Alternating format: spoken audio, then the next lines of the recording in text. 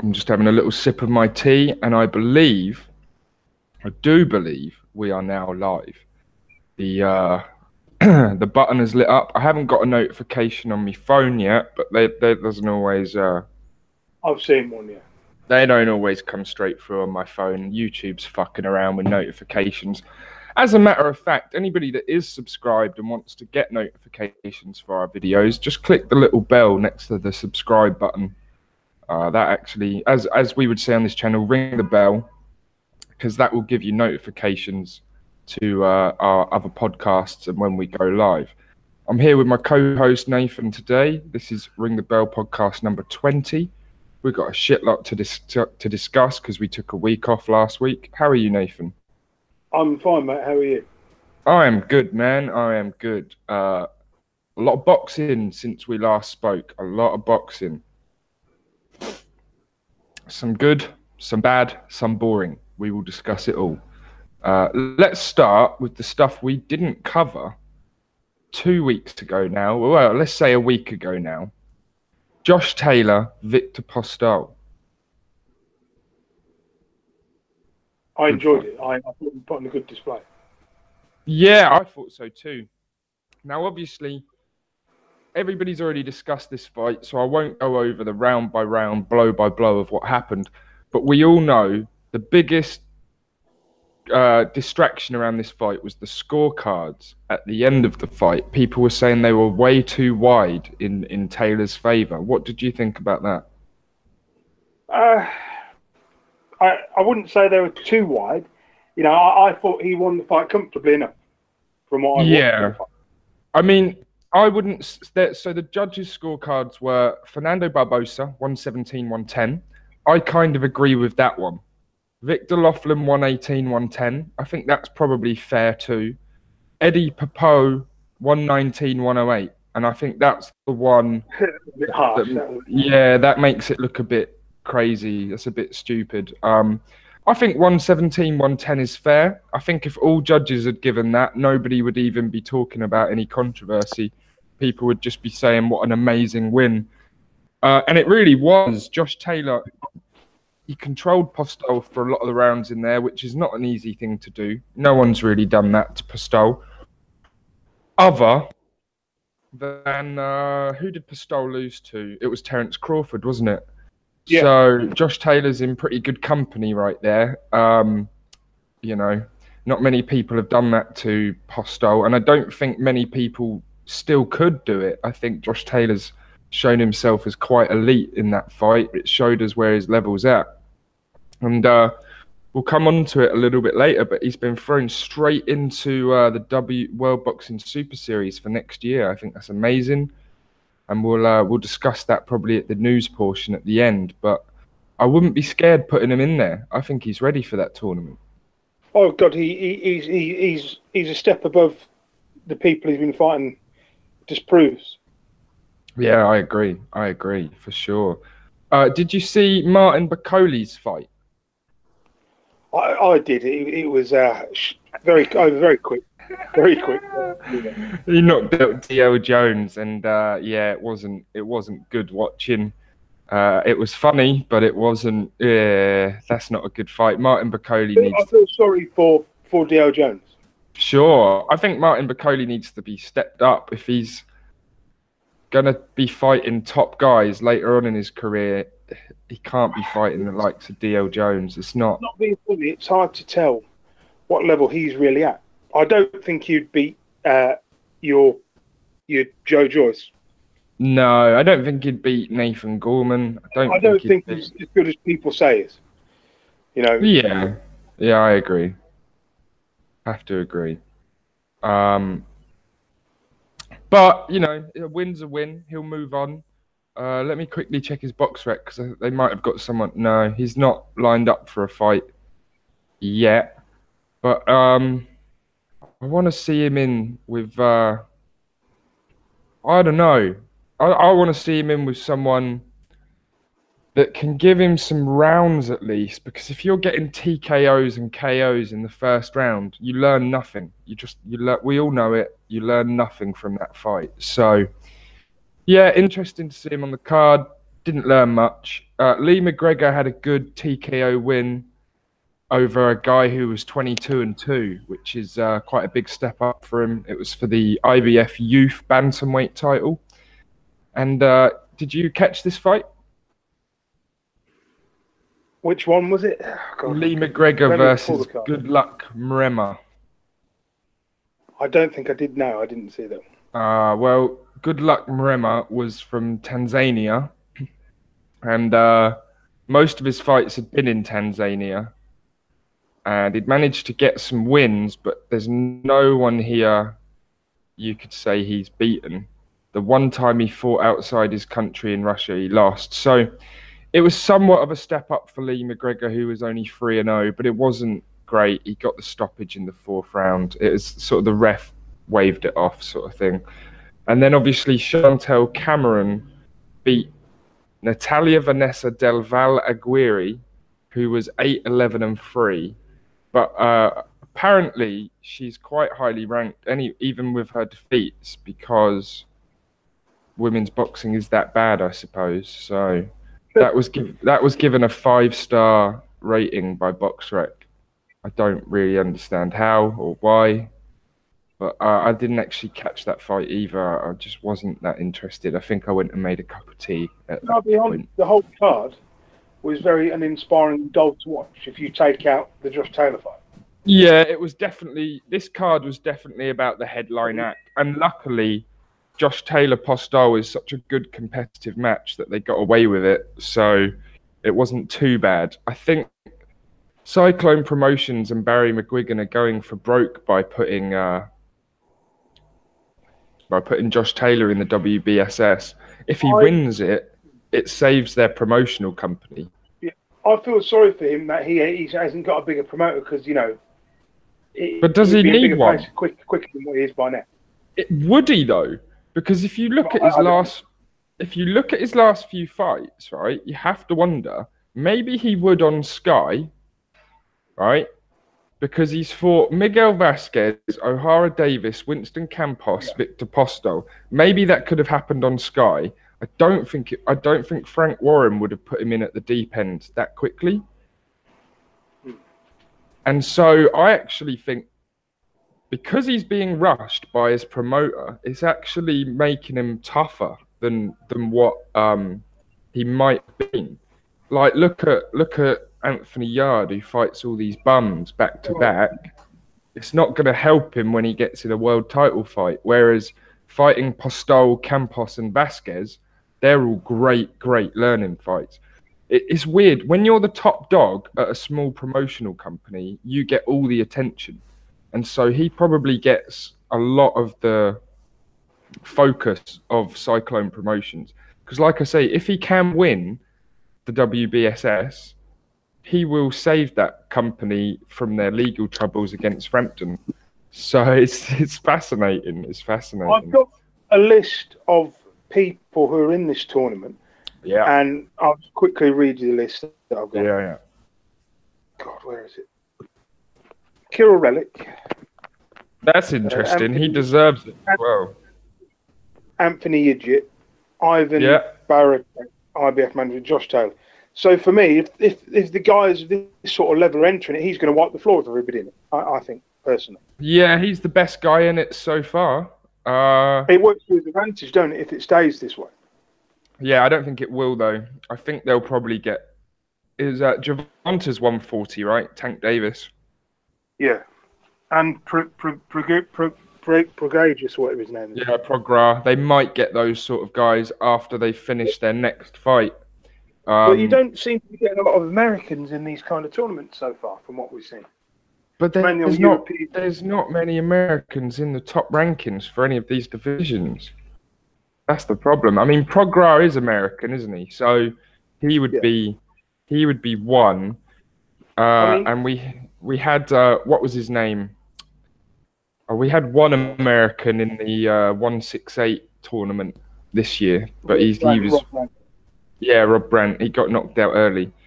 But one of the guys who could enter this tournament, he's not American, and you can laugh at me for saying this, Julius Ndonga. Or, you know, Edward Twinoski has also entered the tournament as well.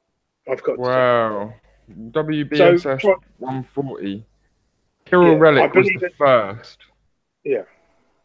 Prograr Yeah. is going to be in. But can you really have people like Edward Trinovsky and people like Julius Ndonga who have had bad defeats recently? You know, these guys are obviously past it. Sure, but so was Bramer. You're always going to have one guy in there or one or two guys that aren't the best of the best. But the fact that they've got Regis Prograr, Kirill Relic, and Josh Taylor, that makes it pretty good. There's most of the best guys in that division. Mikey Garcia would be good in this tournament, you know. 100%, but he might be back at 135 now, so he might not. And then Jose Ramirez, the IBF champion, Maurice Hooker would be. He won't be. One fighter that won't be entering in the WBSS tournament is WBC light welterweight champion Jose Ramirez. His promoters at Top Rank haven't entered him into the tournament. That's a bit strange, isn't it? They don't want to lose control of the matchmaking, so they obviously don't think of much of him. The same reason. It's the same reason that they didn't let Gilberto Ramirez enter either into the 168 one. Because he would have got beat. Well, it's because they don't want. He might have got beat. He's a boring fighter, but he is very good. But the main thing is they don't want to lose control of the matchmaking, which is basically their way of saying we're cowards. We're scared he'll get beaten. Boxing was about making money, making the most money in your career. It's a short career. It should be, but these companies have got other interests to protect as well. I'm sure Top Rank have got TV dates that they have to put on. But doesn't it make you wonder that they've got these fights these paper champions they've got? I mean, Josh Taylor didn't have to enter this, but this was his big chance, so he kind of had to, didn't he? In a way. Yeah. Even if he loses, he can come back. So Mikey Garcia versus Robert Easter Jr. They think the winner of that will take part 2, and so that would make it a really good tournament if that's the case. So let's hope the winner of that fight signs to the tournament as well, and then that is a good selection of people. I would expect a Mikey Garcia Josh Taylor final if that was the case. I just don't think Garcia will enter this. I think he's got his eyes somewhere else. Maybe. Not to. What about Adrian Broner?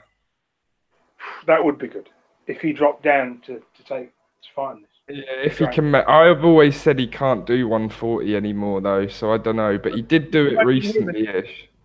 Josh Taylor fighting. I think Josh Taylor would completely school him. Oh, he would bust him up. He would stop Adrian Broner in 3 rounds. Adrian Broner don't want none of that. No way. It's crazy. We know how good Josh Taylor is. Yeah. Yeah, we know. Ivan Branicek fighting Anthony Yigit for the vacant IBF title. Both good fighters. Yigit's a decent fighter. Yeah. I would say I've not seen enough of Branicek, but Yigit he's a decent fighter. He's a decent fighter, but he's feather-fisted. And so if you put him up against Mikey Garcia or Josh Taylor, I'd expect both of them to knock him out. But Yigit's had very, passable opponents in his fight that have built him up. He's not bad, but like I say, his KO ratio is low, and you're talking about guys that hit very, very hard. So I think he would get overwhelmed by the top dogs of that division. Would O'Hara Davis be in it? No, his name wouldn't be in the frame. Not yet. Surely. Not yet, no. He needs a couple more wins before he'd be back on this level. Don't put him on the same sort of level as Josh Taylor. I just don't think he's got the same talent as these guys have got. No, but you know what? I think Edward Trinovsky, Anthony Yigit, he could beat those. O'Hara Davis. That's the right level for him. But he could beat these guys because he hasn't had any big wins since his loss. He's going to have to get one big win before people start putting him. Do you think he'll ever end up with a world title, you know, some sort of a vacant world title if he's lucky. Yeah. Or not. Yeah. I think he can. I think I said at the time it's very much like De Hale grows. He'll get better as the years roll on.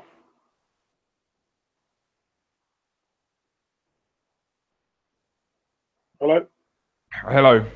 Sorry. I had something stuck in my mouth. Okay. I was eating and I didn't want to make a noise into the mic. Right. Well, we'll come back to discuss the WBSS more in a bit. And we will move on to Roberto Garcia versus Martin Murray card.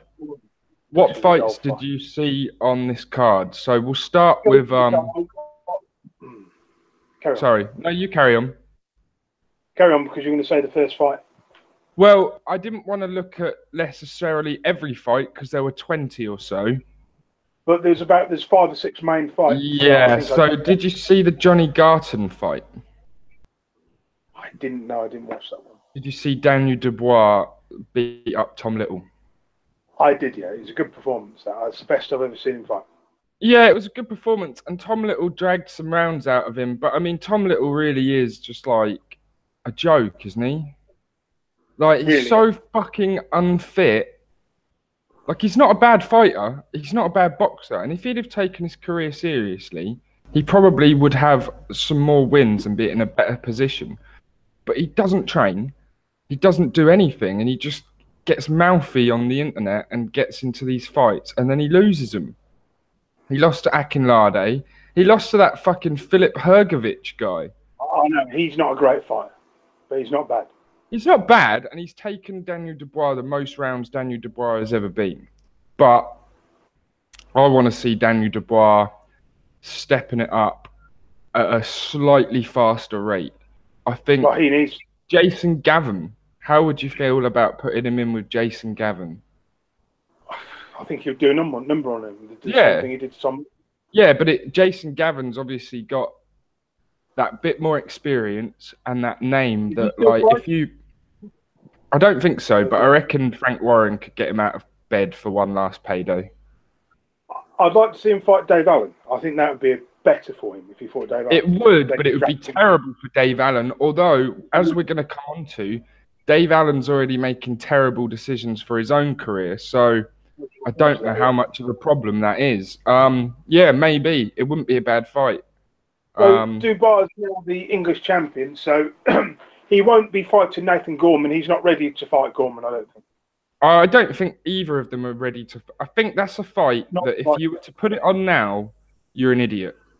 You'll lose. You'll lose at least... I think it'll be worth 10 times what it's worth now in 5 to 6 years. Oh, definitely, yeah. So... I don't think the fight will ever happen. I think they're in completely different directions. One of them will win a world title and the other one will just go in a completely different direction. It could happen. I never say never. But yeah, it's not likely for now, I don't think. But so the other fight on the card, and we already discussed this one off air, Anthony Yarde versus Darius Sek. Or Darius Sek. Dull fight. More rubbish. The same rubbish that we all... Yeah, I like Yarde. He's a decent enough fighter, but they're not moving him quick enough. I disagree that he's even a decent enough fighter. I think he's fucking terrible. I think his footwork is poor. He carries his hands weird. He's got a good style for winning certain fights. But if you try to put him on the back foot and make him box and move, he would struggle badly because his footwork is poor. And so Yep. Basically, all they've done with his fucking career in the last 3 years he's been professional is he's had no amateur experience, as we talk. They've just fed him bum after bum, and they've made him fight people who are super middleweights. Super middleweights who fought the European titles, people who are losing records who look good because they've lost to people like Arthur Abraham. Sure, reality, and people that also, and it's very similar to what Eubanks did building his son's career. Yeah. They're bringing in guys that there's no fucking way on earth Anthony Yarde could lose to. because Anthony Yarde is still a big, powerful guy, and he's going to hurt these guys. He's just not looking good doing it. It's not exciting. Also, when you fight people with inflated rankings that get you higher up in the top 15, it inflates your ego. Falsely inflates your ego. Yeah, him and his corner definitely think he's better than he is. I agree. Yeah. Callum Johnson. 100%. I said that when the fight was talked about the first time. I think Callum Johnson would show him levels, show him what boxing is. I think he beat Buglione. I think that's a close fight. I think that's a really close fight. I think Hosea Burton and Anthony Yarde's a really close fight. But it's only a matter of time before he gets a big shocking loss in it, Yarde. Really, especially in that division, because as we've said before, he's too short for cruiserweight, he's too heavy for super middleweight, so he's just a short light heavyweight. And eventually he'll come up against someone who's just massive for 175, and they'll bully him. I think Kovalev, Beterbiev, Bivol, even Callum Smith. I think if Callum Smith was to move up to 175, he'd batter Anthony Yarde. George Groves. Yeah. Those like guys said, annihilate him. He's only in this position because he beat that Barani guy. Yeah, yeah. And that silly WBO European belt. Well, that's the problem. When you get a WBO top 15 ranking and then you get offered a world title fight and you turn it down, and then you turn down the Callum Johnson fight and you turn down the Buglione. Well, he didn't turn down the Buglione fight, but it just never happened. And when you got all that shit going on and then you're just fighting some bum called Darius Sek that no one's ever heard of, people get the bored. thing that his coach, the guy who coaches him, that's the only big fight he's got. He's waiting to cash in on Yarde. That's what they're waiting. Maybe. I also think we do have to give him a bit more time because he never had an amateur background. But this is boring now because it's the same thing every time he's out. He's fighting someone we've never heard of, and he beats him in a non-exciting fight. And that is like, okay, I don't know why anybody would buy tickets for this, but I've got to the point where I'm just bored with him now. Until he fights someone decent, I've lost it. I'm losing interest. I agree. Yeah. I can agree with you on that one. O'Hara Davis knocked out Paul Kamanga in 2 rounds. We learned nothing from this though. Great knockout, but we know O'Hara Davis can knock people out. It was actually a good opponent considering it was a last-minute replacement. That's something that has to be remembered, that he was supposed to be fighting Josh Lever, and Josh Lever had to pull out. So for them, would have been a better fight. It would have been a better fight, obviously, but the fact that they managed to get a guy in who was 21 wins and 2 losses in like a week or so's notice is pretty good. But it was a brutal knockout, and because of that, we didn't get to learn very much or see what O'Hara's changed. His hair looks fucking daft, though. He looks stupid. He looks like didn't Paul Ince dye his hair blonde back in the 90s? He did, yeah. Yeah, it worked for Paul Ince. It didn't work for O'Hara Davis. It just didn't. Like a fine isn't he? It didn't suit him at all. I won't say any more than that for fear of getting in trouble. Sorry, I shouldn't. But anyway, we'll move on. But yeah, so that was it was a good enough performance. Obviously on this card, we also had, there was one more fight that I didn't cover earlier.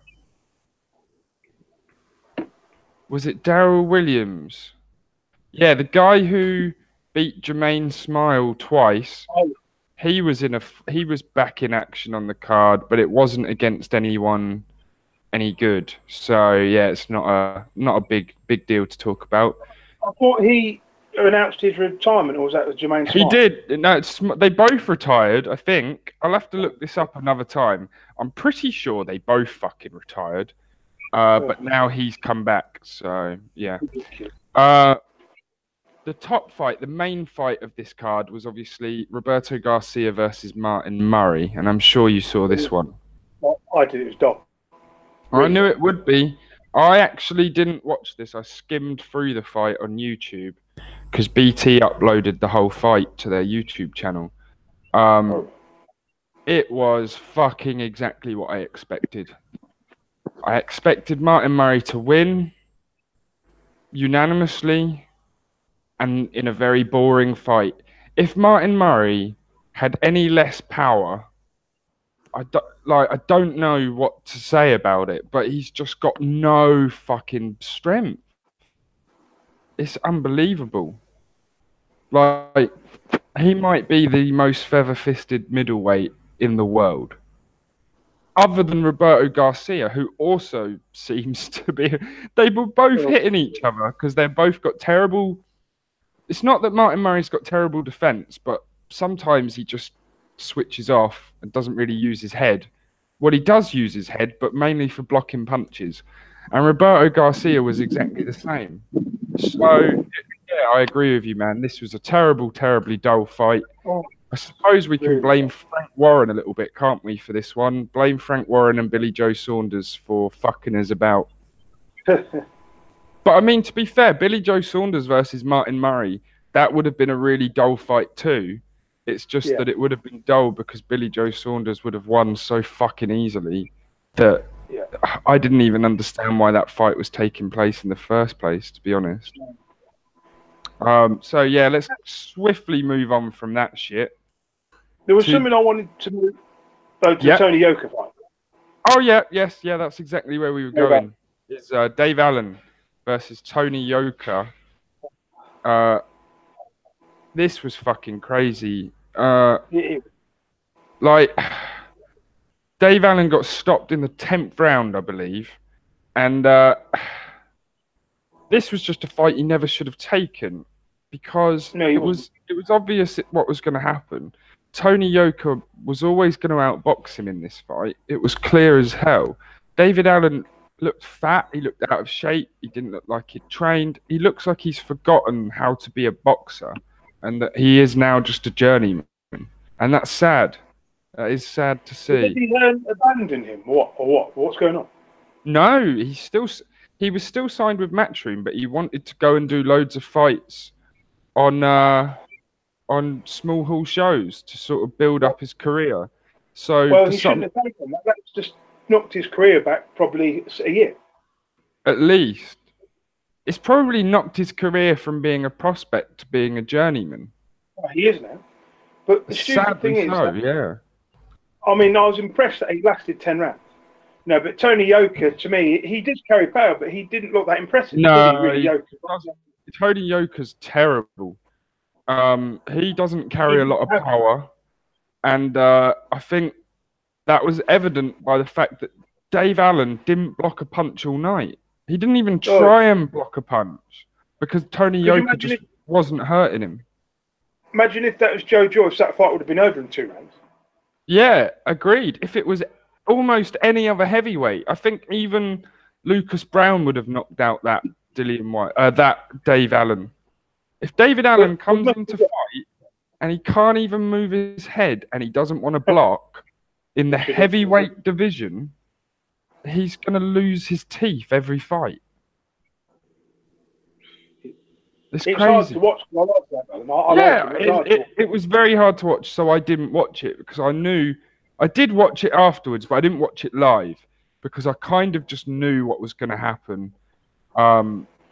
Surely Eddie must advise him against this sort of crappy match taking, this silly match. I don't think David Allen really listens to anyone other than David Allen, though. So I don't. Well, it's about time he listened.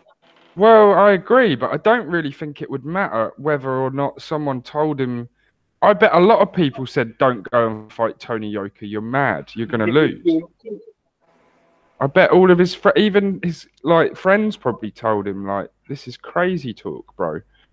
So yeah, it was a sad fight to watch, a very predictable fight. I'm not sure who's got David Allen's back, but he needs to fucking take some time out.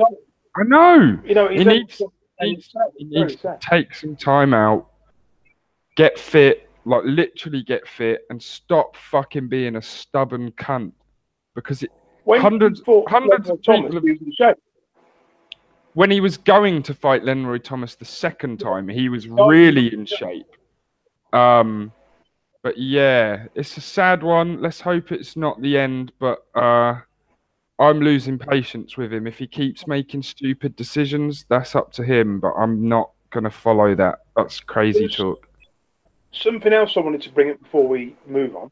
It was about Frank Warren and Box Nation. He seems to have abandoned Box Nation, but he's gone to BT Sport now. And it's like Box Nation have signed a 12-fight deal with MTK Global, so lower level boxing. Yeah, to me, this is absolutely bizarre, and I haven't read enough about it to get my head round it. I don't think he's left Box Nation. I think it's basically been passed over to like his children to run in the same way Barry passed over Matchroom to Eddie. And I think BT paid more money to have exclusivity. And so I think Box Nation is probably now a dead channel, yeah. So really, you think it will go out of business within a year? It will go out of business, won't it? Who?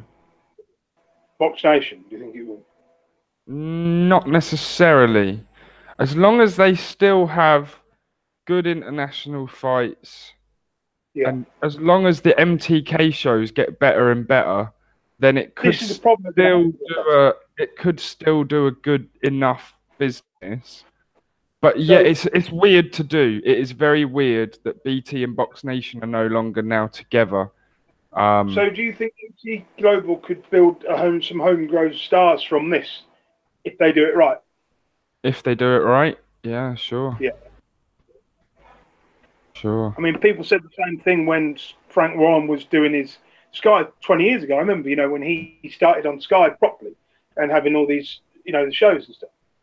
I didn't know who Ricky Hatton was, but I watched him and he, developed it. If he can do it, stuff like that, But this MT Global is a lower level boxing, isn't it? It's a lot of low level stuff, not even British level. Not necessarily. I don't know where you get that from because Tyson Fury. But Tyson Fury signed to MTK Global, and so is Carl Frampton. They're gonna put the lower level. I hope it's not all their lowest level guys. Is what I'm saying. It's got. But that's what I'm saying. Like, I don't think it is or would be. Otherwise, why would Box Nation pay for it? It's too weird. The whole thing's a weird situation. I need to read more about it before I can really we'll say about it because I just don't know the ins and outs. This is why Matchroom and Sky and Sauerland are so much better at what they do. Because if they were going to announce anything like this, they'd do like an hour-long interview on IFL to explain it. And Frank Warren just doesn't care. My advice to people would be give Box Nation another 6 or 7 months or to a year, and then if it's no good, then unsubscribe. But if you're passionate about your boxing, then just pay for your pay-per-views like I do, or pay to watch it on Sky on the Now TV or whatever, See, the problem is, my advice would be cancel it immediately. What the fuck are you paying for? There haven't been any shows this year on boxing. Like, what does it show? Just old reruns and Tuesday night fights and stuff. And yeah, I mean, if that's what if you really enjoy watching that, I suppose keep subscribed to it. But you could find all that shit on YouTube. Yeah, so I don't understand what their business model is right now. They don't have anything to subscribe to. Put it this way: next week they're showing Viva Shemenev, the vacant WBA cruiserweight. Okay, yeah, that's better than nothing. They're showing the Pacquiao Matthias. Right, so there you go. So there is some stuff that's good to know. Right, so they've still got the international fights as well. And some lower level stuff, yeah. It's surprising to me that BT hasn't stepped in to buy those fights for themselves. It's really weird. The whole thing is just really fucking weird. But it is misleading people that pay for that channel like me. It's very misleading. It's confusing. Yeah, I mean, he did promise when he started it, if you pay for Box Nation, you get all the fights that are on BT, and now he seems to have gone back on that. But I don't know, because they haven't really fully released a press statement. Maybe Box Nation still does get the BT fights. I've got no idea. I've got zero idea. Anyway, we better move on. Yes. Sonny Edwards fought Christian Nevaez. He won on points over 6 rounds. This was fucking the whole card. I watched most of this card. The John O'Carroll, Jack Catterall, Johnny Coyle, Tyrone McCullough. There were some okay fights, but for the most part, it was a bad card. You had Sonny Edwards. He won against Christian Nevaez, like I said. Gary Corcoran or Corcoran. He had a comeback fight, an 8-rounder. He won inside 5 rounds against a guy called Victor Ray Ankra, who I'd never heard of. Then we come to the sort of important fights. Michael Conlan versus Adilson dos Santos. He won this for me probably 6 rounds to 2, maybe 5 rounds to 3. It wasn't a great performance, to be honest.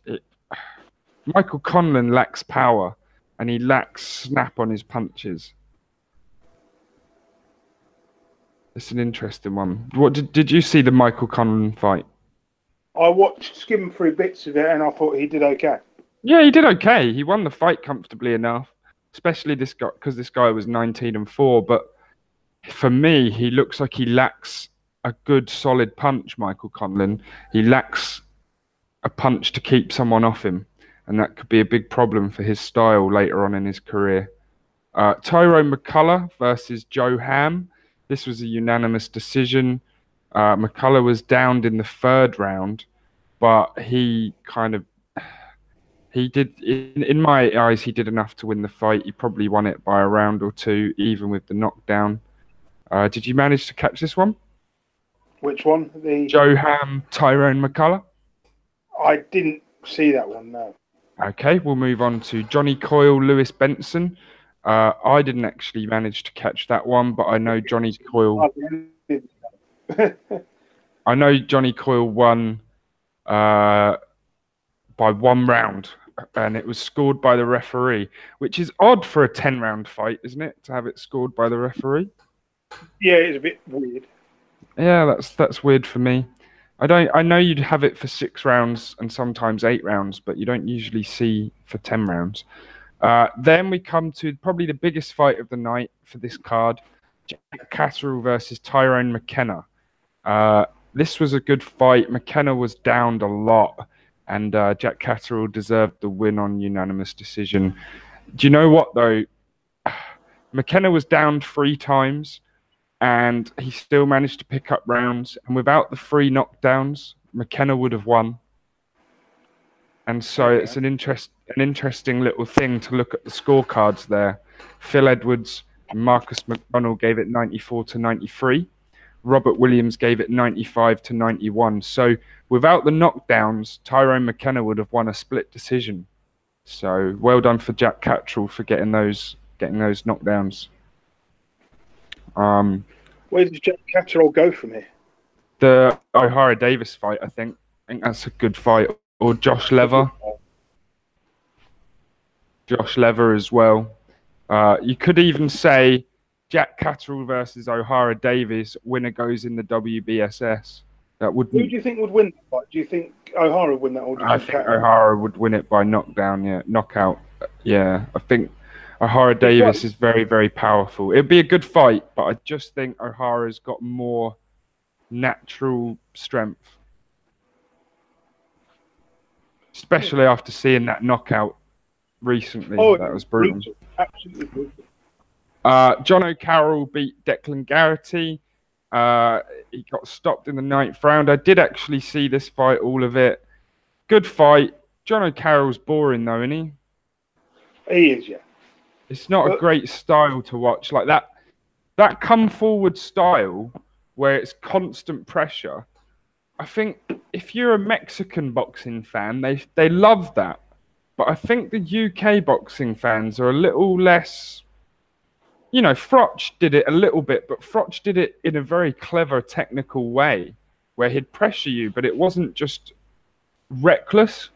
And I think a lot of our come forward fighters are a bit reckless. And that makes the fight interesting to watch, but it's not good viewing. It's not great.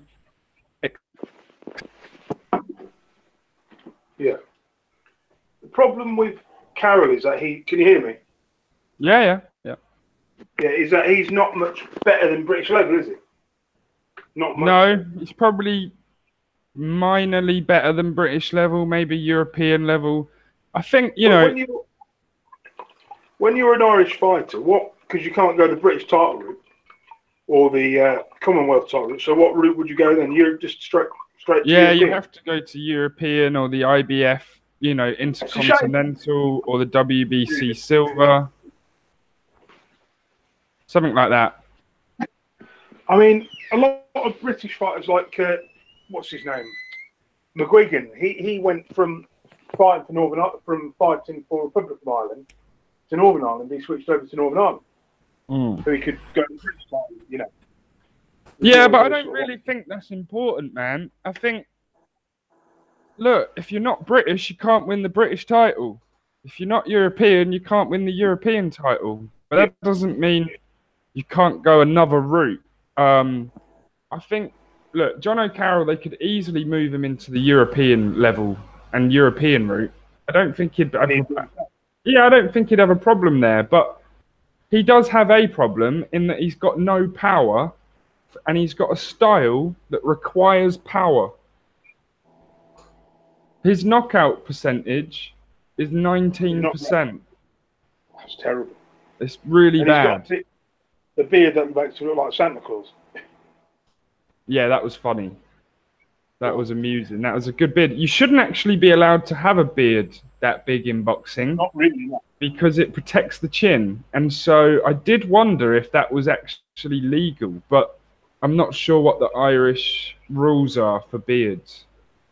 But yeah, I thought that was a bit odd to see that, because that's like it's like wearing a chin strap. It's like a nice little protector for your chin. So, were you impressed with your Irish heritage? No, there was nothing good on show.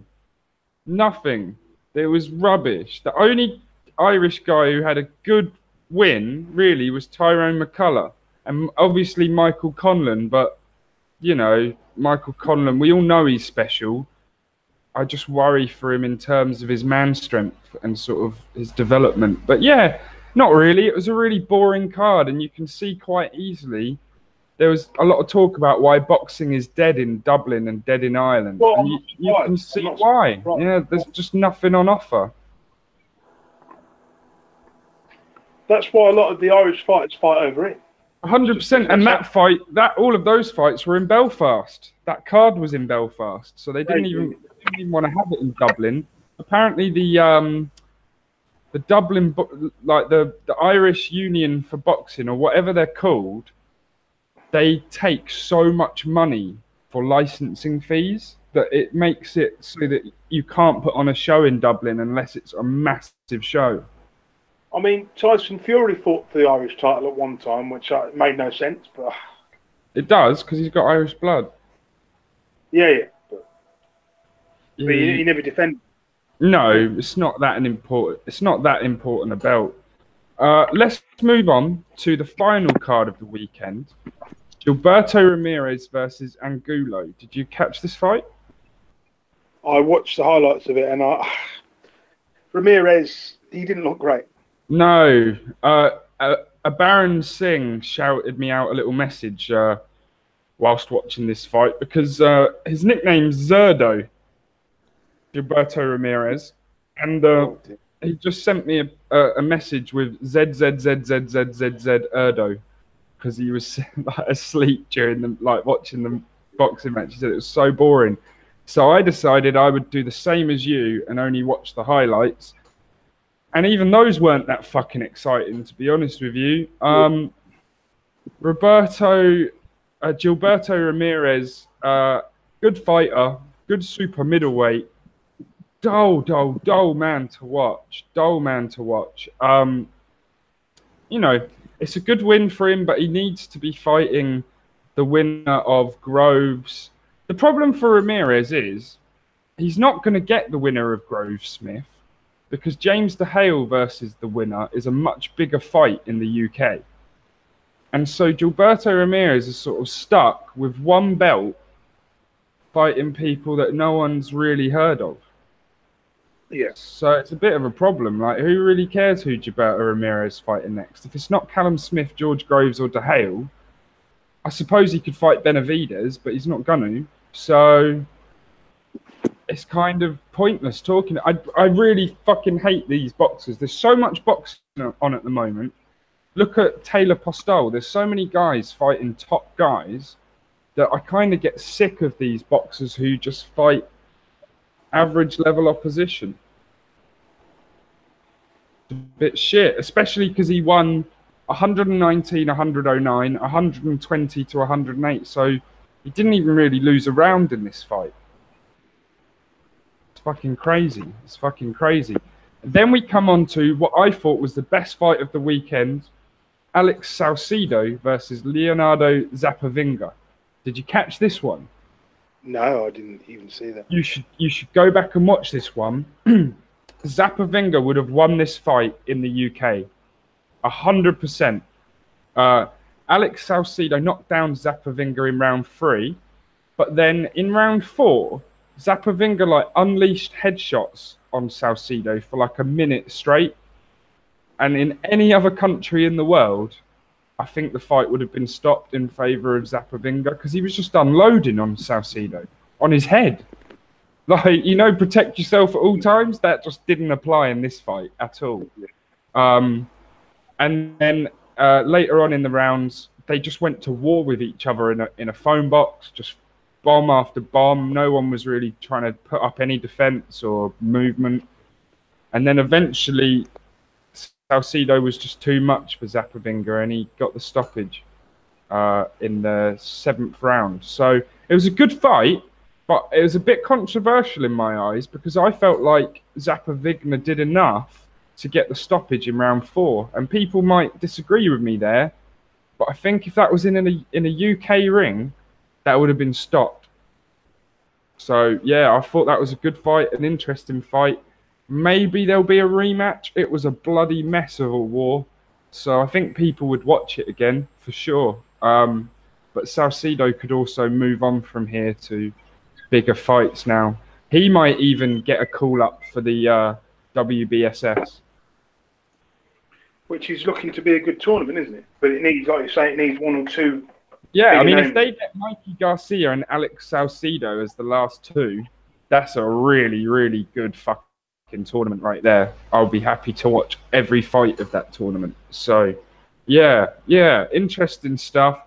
There wasn't really any other major fights on the card. Mike Alvarado won against a guy who was 18 and 14. I don't really know what he's doing fighting him at this stage of his career. Especially, I think Mike Alvarado's getting on now. Like he's 37. So I'm not sure why he's fighting an absolute nobody bum. But yeah, it's a problem. And that really rounds up most of the boxing. Sorry, you were going to say something? A bit more to talk about. We've got the Anthony Joshua situation thing. Yes. Oh, yes, we're coming on to the news. It's just that rounds up the weekend's action from the last 2 weeks. For boxing. Nothing. I already had a look. Absolutely nothing. There's one fight. Jose Carlos Ramirez versus Danny O'Connor. No idea. And Ivan Shumenev, vacant world title. And when's that? Where's that? That's not on BoxRec from what I can see. That is on Saturday in Kazakhstan. But then, yeah. The week after, Vijender Singh is fighting Lee Markham for the Commonwealth belt. Yeah, that's a good fight, that one, actually. I'm interested for that because it's Vijender's first real step up, and Lee Markham took Buglioni to life and death situations. So, yeah, is Frank still managing Vijender Singh or not, or is he nothing to do with it anymore? No idea. It's so complicated. Frank Warren doesn't do the same thing Eddie Hearn does, where he tells you who his guys are, when they're fighting next, who he's looking to get him fight. He doesn't do any of that. So I just don't know. The weekend after, Tyra at 14th, Tyron Zieg is fighting Rocky Field. Yeah, that's a great fight. Yeah. There's some good fights the weekend after, but just nothing. You've also got Praguar versus Velasco on the 14th. And then you on that Sunday, you've got Martis versus Pacquiao. So 2 weeks time, we've got some boxing. But next week we should probably have a week off. There's nothing on. There's no point unless something big happens. If something big happens, sure, we'll do it. We'll cover it for sure. But so Amir Khan as well. The Amir Khan. Sorry, we'll talk about that after the Anthony Joshua. Well, I was going to go through the news in order of importance. We'll probably leave AJ till the end. I just saw Gerald Miller. You sent me this. I had seen this before. Gerald Miller, Kubrat Pulev eliminator is still in talks. This won't happen. Epic Sports won the recent purse bid. Who are Epic Sports? Are they the same people that won the purse bid for Dillian White versus Pulev? Yeah, the fight won't happen. It just won't happen. They're a joke. They're like a troll company that try and win these purse bids to make a few bucks. Do you think that this, because the people Epic Sports are actually Bulgarian, do you think they have like a secret pact with Saudi saying, make sure you have a bid so that the fight don't happen? No, I don't. I think they're like a patent troll. You get these companies that they insert themselves into situations to get famous. So now me and you both know who Epic Sports are, and they haven't had to spend any money. All they've had to do is pretend to spend money because they've put up. It's free advertisement. It's free advertisement. That's what I think they're doing, because nobody wants to fight for a company that they don't know the money is guaranteed. So it just won't happen. So basically, this is a situation, if I can put it in layman's terms, this would be like me putting a bidding on a mansion that I'm never ever going to buy, but it's just to make myself 100%. 100%. It's like going to an auction and bidding 12 million when you know someone else is going to bid 13 million, or you know that it's, or you know that the item isn't even actually for sale. Like it's got like a 20 million reserve, and you go and bid 12 million. So yeah, it's kind of ridiculous. I don't think Epic Sports or a company will ever see promoting or putting on a fight. I'll go and read more about them. Maybe I'm wrong, but I keep seeing them win these purse bids for Pulev's fights. Maybe they're just trying to keep Pulev's fucking ranking. That's another thing, right? Because it's embarrassing, isn't it? If you agree to the fight, but Miller turns it down, Miller will lose his spot, but Pulev won't lose his. So the whole thing, so that Pulev can't lose. Basically, it does seem to be some sort of fucking gaming of the system to keep Pulev his spot, which is outrageous. I think we need to demand that when you make a bid, a purse bid in boxing, you have to put the money straight into escrow. Otherwise, you're going to see more and more companies try and win a fight and then make that money back on the fight. Because if Epic Sports does show this fight, they could probably pay the purse bid, no problem. But the problem is they're not going to get to show the fight. I'm so sick of Pulev keeping a position he's had for 3 years since he lost. Yeah, I'm tired of Pulev. And just beating people like people who haven't been champions in like 10 years.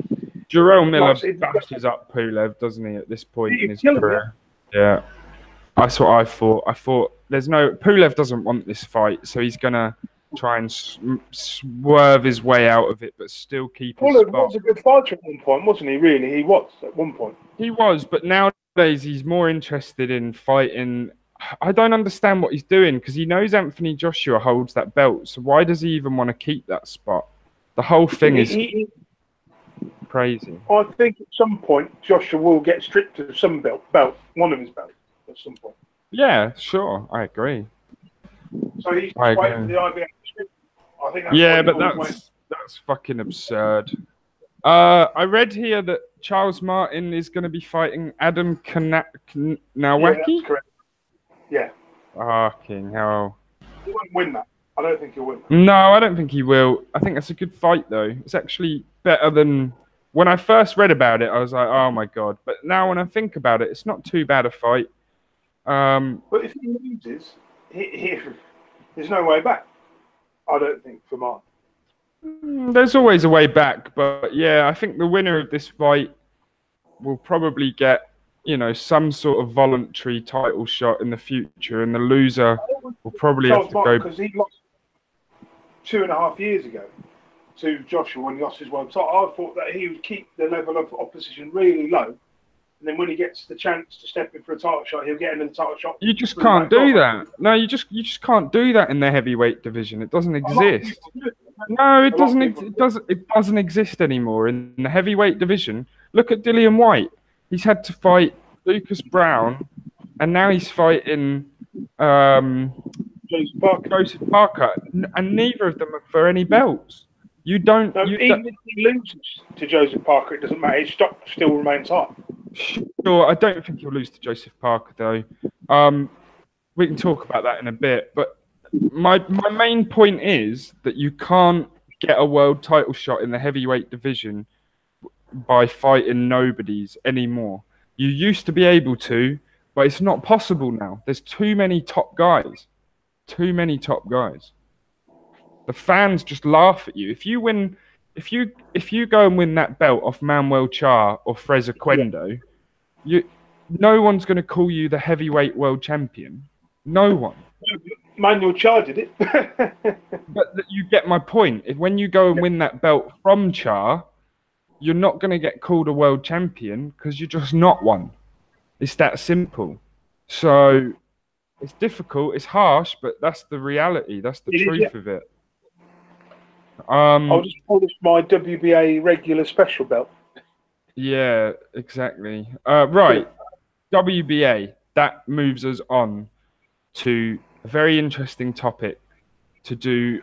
This could actually take a fucking hour to cover in itself, to be honest with you. Anthony Joshua has been ordered to fight Povetkin. He was given 24 hours to sign the contract. The contract is signed.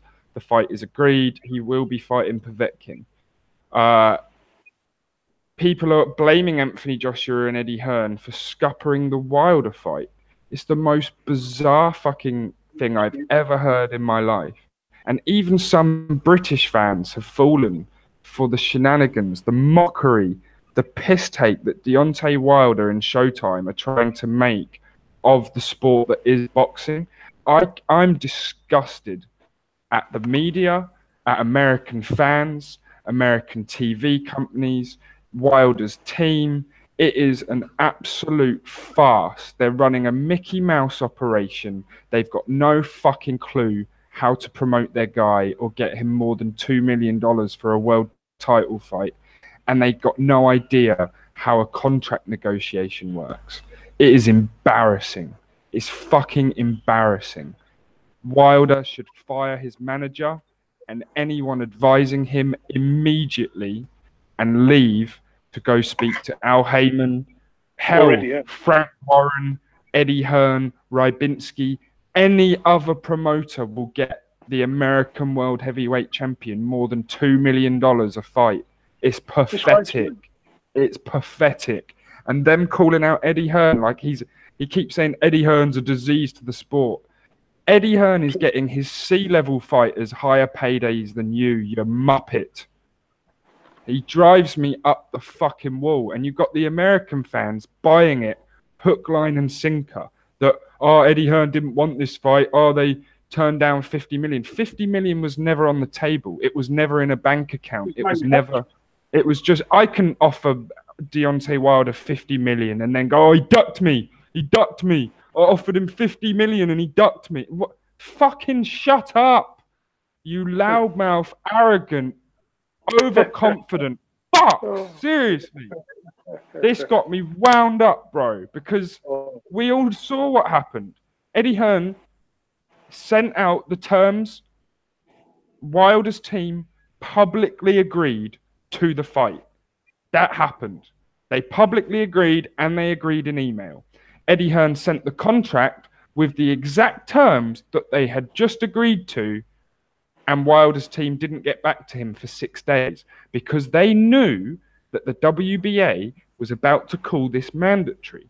And so they knew they could twist this and make it look like Anthony Joshua and Eddie Hearn were ducking the fight. It is pathetic. It is a sham. They should be disgraced with themselves. And to be honest with you, I've got no problem if Anthony Joshua and Eddie Hearn never give Wilder that payday. Anthony Joshua can fight Povetkin, Tyson Fury, Joe Joyce, Daniel Dubois. He's got a lot of options out there to make $10 million every single fight. Wilder has no options to do that. Anthony Joshua does not need Wilder. Wilder needs Anthony Joshua. Sorry, rant over. Joshua doesn't need Wilder. Okay. Yeah, that's what I'm saying. But I agree. He's never done. Wilder is just jealous because in his own country, people don't love him the same way Joshua gets love. Oh, 100%. It's unfortunate. That is true like a motherfucker. There is some spite and jealousy and some bitterness coming from. I don't necessarily think it's just Wilder, but I think Mike Espinoza of Showtime, he can seriously. He's an embarrassment. He managed to admit in a tweet that not only do Showtime not have a deal with Deontay Wilder, Deontay Wilder's not even under contract with anyone. You don't admit that. You do not admit that in any open public forum or space unless you want your guy poached. Well, it's about time that Eddie Hearn stepped in and said, look, here's a multi-million fight deal, take it or leave it. But the thing is, he offered him one. He offered him $5 million to fight Brazil and then $15 million to fight Anthony Joshua, which would be more. I don't know why he doesn't take it. Why he doesn't just take, his wife, take the fight. So here's $5 million. Take it. Look, the contract, and here's where we find out how much of a bitch Wilder really is and how deluded his fans and the American boxing public have been. The contract is still on the table. He can sign it any day. It's not like because AJ has taken the Povetkin fight that contract's null and void. No, that contract can still be signed. So why would anyone think that the guy sending the contract is the guy ducking? Surely it's the guy who's lost his pen that is the guy who's ducking.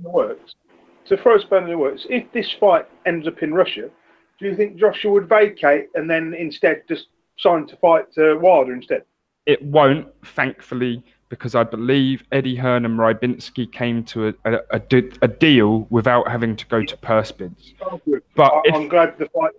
Yeah, but if you are right, if the fight was going to happen in Russia, then yes, they would have dropped the belt because. You don't want to go and fight where Povetkin's... also, as part of the contract, Povetkin had to sign up to VADA. So the fight might not even happen. I don't think it would. Because by the time Povetkin's done his first drugs test, he'll probably have failed. So... I just don't think Povetkin really wants that fight, do you? I really don't. Not at all. I think he wants the fight. I think I think he wants the fight. I think the reason he came and fought, what's his name? The big stiff idiot. David Price. No. Oh, yeah, David Price, yeah. The reason he came and fought David Price in England was to get the public ready for him to come over again. So I think he does want the fight. He is a fighting man's fighter. But I think he wants it because he knows this is the fight. That's the one. He can earn 10 to 15 to $20 million off this and then retire, win, lose or draw. Doesn't really matter at that point. When you look at Povetkin's career, I mean, he's been around years. I don't know, 13 years. And he's a good fighter. But I just think his time has been and gone now. Would you agree, as a top 100%. I think that's true. But I also think, look at, you could say the same for Ortiz when Wilder beat Ortiz. It is good for a young champion to beat the greats or the good boxers from the past era because then it looks good on the record. It kind of shows the passing of the torch kind of thing. And so I do think it is a good fight. It's good. If yeah. You've got Povetkin, oh, 100%. 100%. It makes you legit, as they say. Yeah, add Pulev as well, and you've beaten the best guys from the past era, and hopefully you're going to beat all the best guys from the new era too. So Parker as well, who was the best from, and Dillian White as well. That's what I mean. If he beats all the guys from the previous era that are still legitimate and beats all the new guys, it's a good boxing PR move. So I actually like the fight, but it's going to be slated as a shit fight because AJ isn't fighting Wilder, even though Povetkin is probably number 2 or number 3 in the world. With the heavyweight boxing is now, in 3 or 4 years' time, you're going to be looking at a completely different landscape. I'm not so sure. 4 years' time, I don't think you'll see Fury about. I don't think you'll see Povetkin about. Wilder, you probably won't see him. I think these guys will go. I think the only one left will be Joshua and Parker and people like that. I think AJ and White will still be here. I think Parker will probably at least still be on this. He might not be at the top level, but he'll still be like a name. And I think you'll have the Daniel Dubois of this world. That's the thing. You'll have the Gormans, Dubois, Bacolis all coming through. But in the next 3 or 4 years, the way Dubois is going, if he continues to develop the way he is, he's going to be overtaking the Joshuas, in 4 or 5 years. And that could happen. It may happen. It may not. But it could. It may, but you've got to remember he's 20. He'll only be 24 in 4 years. So it's before he gets the world title, you're probably 5 or 6 years away anyway. Obviously, we haven't even mentioned Hughie Fury as well. He's probably still going to be about that world sort of level, isn't he? Yeah, I know, but I'm just saying he'll still be there too in 4 years because he's young. So he'll probably have a belt by then. I don't know. I hope so. I think they should look to get him the winner of Chara Quendo as soon as possible. I keep saying that. I keep saying it for all the heavyweights on the fringe level, but they should all be calling out a Quendo and Char, because if they want a world title, there it is. It's right there. It's on offer. Go and get it. They'll all be knocking on Manuel Char's front door with shotguns saying, "We want the title. We want to beat you first." Yeah. I just want to go back to Wilder really quickly, because the thing that bothers me the most about it, right, is he's talking about Eddie Hearn's a disgrace to the sport of boxing. AJ's scared and he doesn't fight anyone. But let's have it real here. He had years to go after Vladimir Klitschko. He had years to go after Joseph Parker's WBO belt. He had all the time in the world to do exactly what AJ has done. He just didn't do it. But he won a world title. He beat Ortiz. He's a good fighter. He's proved himself. He is, but it's the fact that I don't think he talks to his team enough, because he's turning down terms and deals in tweets that his team have already publicly accepted. They publicly accepted the fight. They said, yeah, we'll take the fight for $15 million in the UK. They literally said that. Just send us the terms, we'll sign the contract. Eddie Hearn sent those terms. They never signed the contract. So it's like, I don't what about? Understand why he's happy to fight the Brazils of this world, people he knows he can wipe out. It makes no sense. It's just too easy. I don't think he is happy to. I think after this next fight, you'll see him sign with someone. I think probably Al Heyman. I think that's the likely outcome. I'd love to see him sign with Eddie Hearn. To me, that would make so much more sense. It can't happen now. Deontay Wilder has said that Eddie Hearn is a white man milking black men for money. I wouldn't sign him after that. No, it's a bit out of order. It's a disgraceful statement, considering that Anthony Joshua probably has way more money in the bank than Eddie Hearn at this point. He's a white man making money for black men. Like, it's the opposite way round. Like, he's completely wrong. Problem with idiots like Wilder is that where he comes from. They live in the past. Sure, but what I'm saying is, like, do you think Eddie Hearn... Okay, Eddie Hearn might be richer than AJ, but it's not by much, and AJ will probably be richer than Eddie Hearn when he retires. And Eddie Hearn will have paid him that money. So the fact is, Eddie Hearn is not milking his black fighters. He's paying them better than any other promoter in the fucking sport. That's the truth of the matter. Like, it's crazy. People wouldn't play the card. I really hate it when they play the card. I hate it too, and that's what I think. I think that would mean that Eddie Hearn just couldn't work with him, because why would? And I don't think Wilder would ever want to go to Eddie. If that's what he thinks of Eddie Hearn, he's not going to want to sign for him. So I think the likeliness is he signs with Al Heyman, because Al Heyman's a black guy. I don't want to bring race into it that much, but that is how Wilder seems to think. So, but if people are going to be signing on people based on race, shouldn't it be about who makes you the most fucking money? Sure, really? But it should be. You know, it's crazy. It's crazy. I mean, the fact is, like, Eddie Hearn's black fighters include Anthony Joshua, Dillian White, Buatsi, quite a few guys who are probably Tony Bellew as well. Tony Bellew. Yeah, his grandma is black or something. Yeah, I remember that. Yeah. That's funny. He's probably paying, especially Joshua and White, some of the biggest paydays out of his entire stable. Yeah. That's a fact. Like, when White fights Parker, he's going to get a shit ton of money. He's probably going to get more money than he's worth.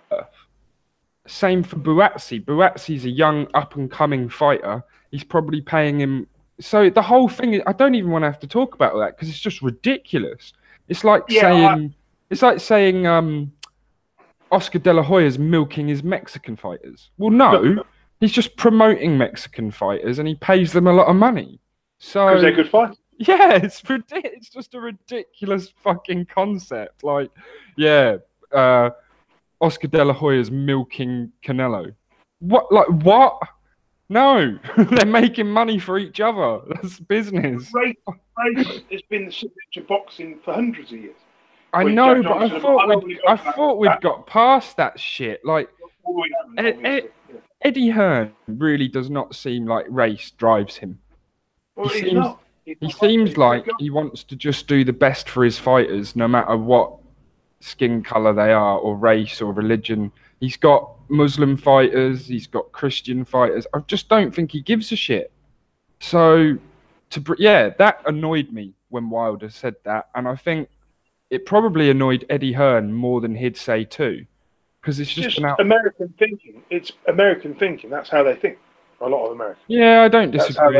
It is a shame. It is a shame, because, like you say, he would make more money with Eddie Hearn. But even Frank Warren would make him more money than he currently makes. We can. Yeah. I was saying this to Stay Robinson. I was saying, like, we can agree, like, whoever's fault this fight not happening is, we can at least agree that Wilder needs a new promoter and advisor, surely, because he should be making $5, $6, $7 million a fight. Minimum. Like, that's minimum. Like, it's crazy. It's fucking crazy. But yeah, I won't rant anymore about Wilder. I just found I saw so many people, British people, Americans, all saying, "Oh, Joshua's a duck. He's a coward. Eddie Hearn's a slimy." It's like, I don't really think it worked that way this time. I actually think... Did you read all this on Twitter or Facebook or YouTube? I read it everywhere. To be honest with you, I read it everywhere. A lot of the stuff on YouTube. Oh, completely. I agree with you. I ignored it for days and days. I didn't even talk about it, because I thought it was clear what had happened, because everybody knew the WBA mandatory was about to be called. Yeah. Everyone knew that Wilder's team had publicly accepted the fight. And so I was wondering why. This is why I got into it. And I only spoke about it with people I actually care to speak to, like Stay Robinson and... Yeah. But couldn't they, the WBA, have just made Povetkin fight an interim belt fight and then let Joshua go ahead? Yeah. No, because if you remember this... Oh, yeah. A week after Joshua's last fight, the WBA called its mandatory. And so they've actually had 2 months to make this fight. And the WBA got sick of it. What happened was Eddie Hearn sent them the contract after they said they'd agreed to the terms discussed. So he sent a contract with those terms. Shelley Finkel, or Shirley Finkel, or Shirley Winkle, however Eddie Hearn likes to say it, he released a statement to the press saying, yeah, we've seen the contract, we'll respond to it in 5 days. The WBA saw that and said, no, you won't. You've had long enough. We're calling our mandatory. You've got 24 hours to sign it. So Shelley Finkel directly caused this by not responding to the contract quickly. Would have been better off allowing the unification because they would have made more money in the long run. Well, the WBA would have been happy for the unification, but you can't keep Povetkin waiting for 2 months when the mandatory's already been called. If Wilder had signed the contract, the unification would have been first, but he did not sign that. Hypocritical company that has 3 belts per division. I just find that shocking. Yeah, I don't like the WBA.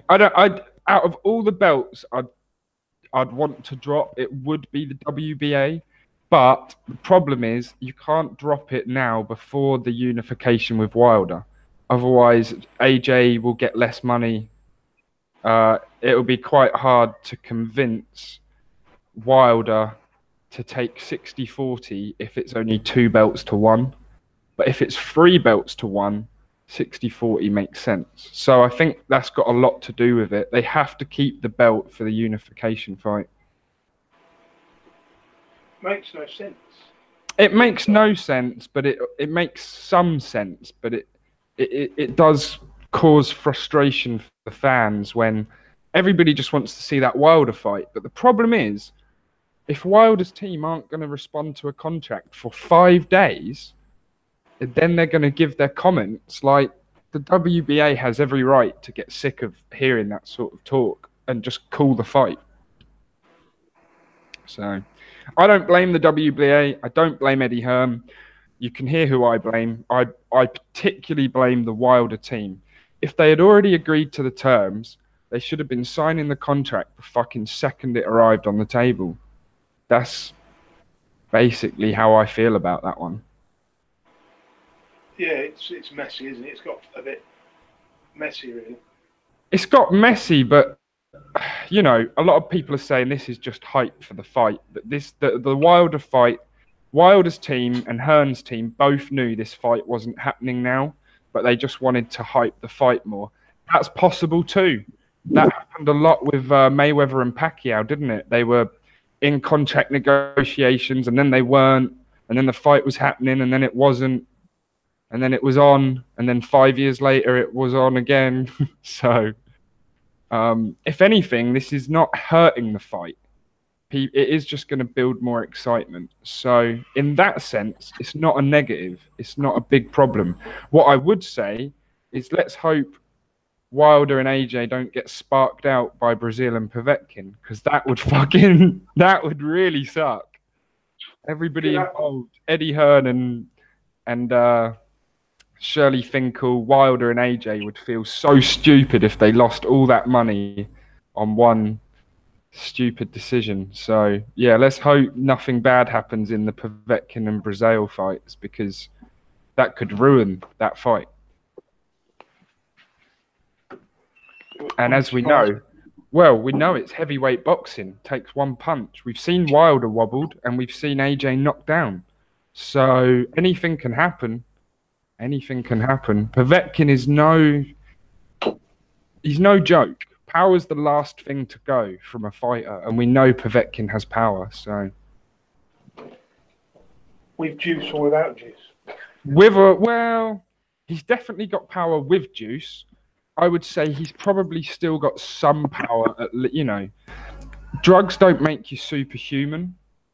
They can take a very, very strong human and make them superhuman, but you can't just be a weakling. And you know what I mean? Like, I reckon he'd knock me or you out with or without juice easily. Yeah. But yeah, it is interesting because he's had a few fights recently where he didn't get the knockout and he looked poor.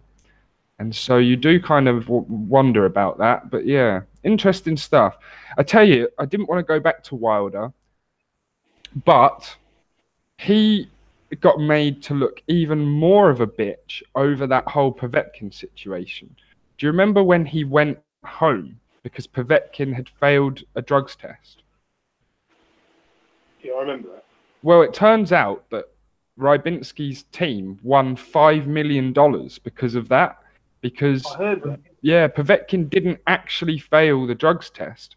He failed for a substance that had only just been banned. And so they proved that he took it before it was banned. But I still think Wilder would have won that fight. Maybe, but he ducked it and lost $5 million. So that is funny. You got to admit, like the guy calling everyone a duck literally flew home from a fight. But he didn't the court season. That changed my opinion of him.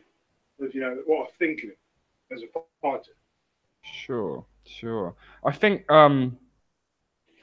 if Dillian White was in Russia about to fight Povetkin and Povetkin failed for elephant steroids, I think Dillian White would still fight him. I'm not sure if Dillian White would beat Povetkin, would he? I wouldn't have thought so. I'm not talking about beat or not, but if Povetkin had just failed a test for horse steroids, I think White would still get in the ring. Win, lose or draw. So all this talk about Bomb Squad and the realest man in the room, how about the realest man on the flight home? Harsh, but man, he pissed me off this week. It's not even necessarily Wilder. It's the people who believe everything he says. Like, when I listen to Eddie Hearn, I listen very skeptically because he's a promoter. He's trying to lie to me. But people don't do the same thing with boxers. They think, oh, he's a boxer. He must be telling the truth of the situation. But not always. These guys try and save face when they know their team is fucked up around them. It's, Chris Eubank Jr. were the same. They're guilty of that. Yes, for sure. Never kind of fully admitting when they're wrong and trying to push the blame somewhere else, sort of thing. For sure. That whole Golovkin situation was good evidence of that, where the contract was ready to be signed and they just didn't. So yeah, not good. Not good look for boxing overall, because it's like he said, she said gossip. But I don't think it hurts the fight. I think the fight only grows bigger to the fans with this sort of shit. Just look at Pacquiao, Mayweather. Oh, definitely, yeah. All of the contract negotiations made that a bigger fight in the end. So, yeah, interesting stuff. I hope the fight happens. I'm not sure it will happen. I'm sure it won't happen this year now. But, let's hope for early next year we get that unification fight signed, because any longer than that, and AJ will be stripped of one of those belts for sure. Okay. Shall we... There's one more thing I wanted to do before it was the Amir Khan card. Please do, yeah. That's a good thing to talk about, because he's fighting, what's his name? Samuel Vargas. Yeah, it's a good fight. Samuel Vargas has had some big wins. He drew with Godoy recently, but he beat Ali Funeka. He lost to Danny Garcia, obviously, but he beat Edgar Ortega. He's had some good fights. He lost to Errol Spence Jr. Quite a while ago now. That was 2015. But yeah, he's 29 wins, 3 losses, 2 draws. What we can say for sure is he's better than Phil LaGreco. Oh, that doesn't take much. No, that's why I said it, because we know for certain it's true. Yeah, Samuel Vargas, not a bad fighter. It's not a great fight though, is it? It's sort of 7 rounds with Danny Garcia. Yeah, it's a good step up from Phil LaGreco, but if this is the level of opposition that Khan's going to be fighting, he's definitely going to lose to Kell Brook. Definitely. This is not a good warm-up fight for a Kell Brook fight. I think he knows he's going to get wiped out in 2 or 3 rounds by Kell Brook. Probably. Because why would you be fighting this guy? Like, sure, he's 29-3. It's an okay fight, but we were promised Khan Brook in their 3rd fight, and that's not going to happen. This fight 3 years ago. Sure, but I mean, in terms of when Khan signed for Eddie Hearn, he said we're going to give Khan 2 warm-up fights, then he'll be ready for Brook. But if this is the second warm-up fight, this is only Khan's last run. Sure, but he won't be ready for Brook after this fight. I would like to have seen him fight Sam Egginton because they're on the same card. I'd like to have seen that fight, but that will never happen. Too risky. Sam Egginton's weird because if you can knock him out, you'll win. If you can outbox him, you'll win. But you wouldn't put it past Egginton to pull it off, would you? Because he's known to it. He might well knock Amir Khan out because if Amir Khan can't hurt Egginton, Egginton won't care to defend himself and he'll just walk forward at Khan. He always does. I mean, it's good to see him back there anyway at his new weight. Sure. Yeah, so that's interesting. It's an interesting fight. Has anything else been announced for the card yet? Oh, yeah, Jason Wellborn versus Tommy Langford. That's not a bad That's a good one. That's for the British middleweight title. So not a bad little card. Sam Egginton will be on the card as well, and Gamal Yafai. So, yeah, good little card that. Good little card. That's in September. That's quite a while away. July, I know. August, September. Yeah, it's like two and a bit months. So, yeah, interesting. Was that pretty much everything then? Yeah, I guess it is, yeah. Interesting. We covered it all. Obviously, next week, we'll probably have a week off. No good boxing to cover unless something crazy happens, like you said earlier. The week after that, we will be back for Tyrone Zoiga, Rocky Fielding. Probably leaning towards Zoiga in that one. Reggie Prograis versus Valesco. Obviously leaning to Prograis. Matisse versus Manny Pacquiao. I'm actually leaning Matisse because Manny Pacquiao's finished. It's interesting. Who have you got for Matisse Pacquiao? Matisse by knockout. That's what I have. It's weird, isn't it? Because 2 years ago, I'd have easily predicted Manny Pacquiao. But after that Jeff Horn fight, just don't know. Especially after watching what Terence Crawford did to Jeff Horn as well. So, yeah. Interesting stuff. We'll be back in 2 weeks, guys. Peace out. Have a good week. Please leave a like. And if you disagree with me over my rant about the Eddie Hearn situation, please leave a dislike. It doesn't hurt the channel. And it actually helps us get views. So dislike all you want. And anybody who's got anything to say or wants to come on the show at any point, leave a comment and we'll get back to you. Peace out, everyone.